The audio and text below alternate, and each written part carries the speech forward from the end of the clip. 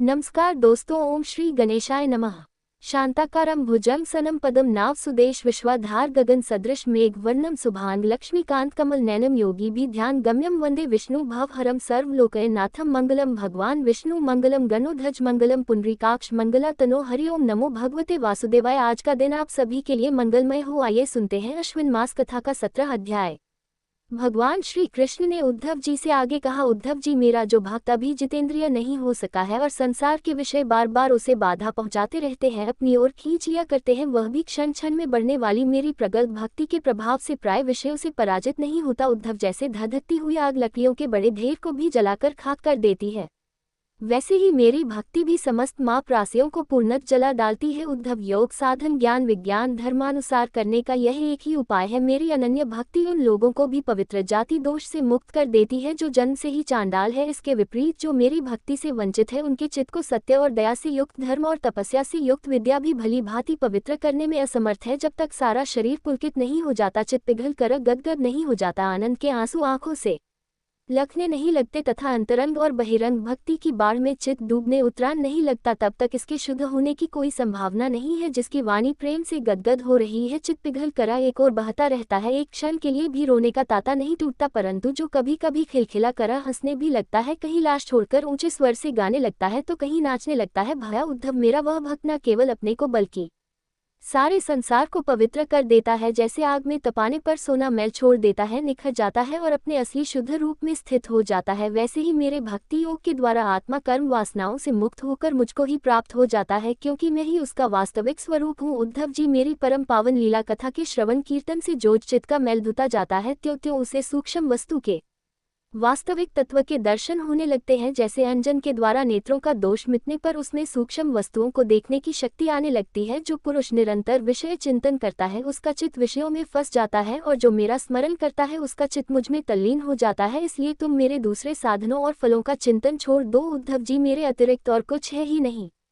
जो कुछ जान पड़ता है वह ठीक वैसा ही है जैसे स्वप्न अथवा मनोरथ का राज्य। इसलिए मेरे चिंतन से तुम अपना चित्त शुद्ध कर लो और उसे पूरी तरह से एकाग्रता से मुझ में ही लगा दो। सेमी पुरुष स्त्रियों और उनके प्रेमियों का संग दूर से ही छोड़कर पवित्र एकांत स्थान में बैठकर बड़ी सावधानी से मेरा ही चिंतन करें। प्यारे उद्धव, स्त्रियों के संग से और स्त्रीसियों के लपटों के संग से पुरुषों को जैसे क्लेश और बंधन में पड़ना पड़ता है, वैसा क्लेश और फसावों से नहीं होती। उद्धव जी ने पूछा, कमल नयन श्याम सुंदर, आप कृपा करके ये बतलाए कि मुमुक्षु पुरुष आपका किस रूप से, किस प्रकार और किस भाव से ध्यान करे। भगवान श्री कृष्ण ने कहा, प्रिय उद्धव, जो न तो बहुत ऊंचा हो और ना बहुत नीचा ही, ऐसे आसन पर सिर को सीधा रखकर आराम से बैठ जाए, हाथों को अपनी गोद में रख ले और दृष्टि अपनी नासिका के अग्रभाग पर जमावे। इसके बाद पूरक कुंभक और रेचक तथा रेचक कुंभक और पूरक इन प्राणायाम के द्वारा नाड़ियों का शोधन करे। प्राणायाम का अभ्यास धीरे धीरे बढ़ाना चाहिए और उसके साथ साथ इंद्रियों को जितने का भी अभ्यास करना चाहिए।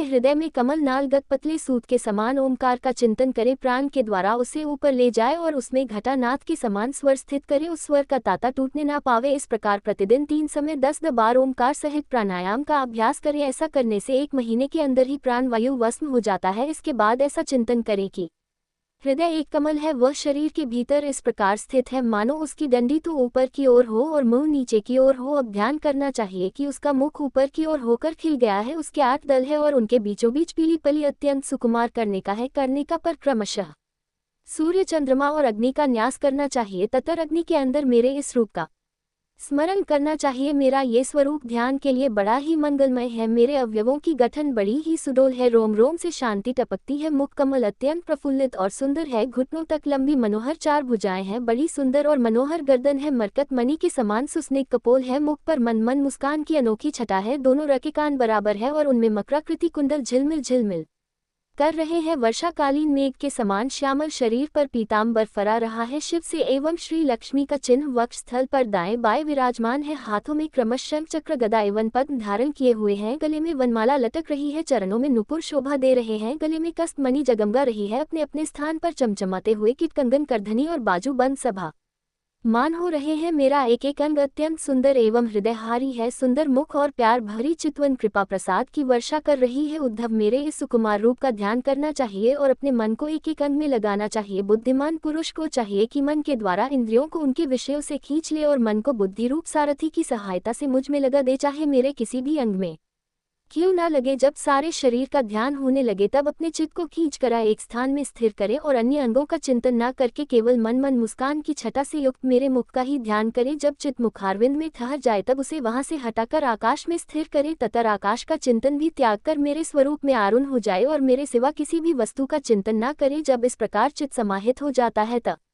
तब जैसे एक ज्योति दूसरी ज्योति से मिलकर एक हो जाती है, वैसे ही अपने में मुझे और मुझ सर्वात्मक अनुभव करने लगता है। जो योगी इस प्रकार तीव्र ध्यान योग के द्वारा मुझ में ही अपने चित्त का संयम करता है, उसके चित्त से वस्तु की अनेकता तत्संबंधी ज्ञान और उनकी प्राप्ति के लिए होने वाले कर्मों का भ्रम शीघ्र निवृत्त हो जाता है। तो इसी के साथ यह अध्याय समाप्त हुआ। इसके आगे भगवान श्री कृष्ण ने उद्धव जी से क्या कहा या मैं कल के मैं सुनाऊंगा। तब तक के लिए भगवान हरि का नाम लेते रहे तो प्रेम से बोलिए भगवान विष्णु की जय, श्री कृष्ण भगवान की जय, समस्त देवी देवताओं की जय।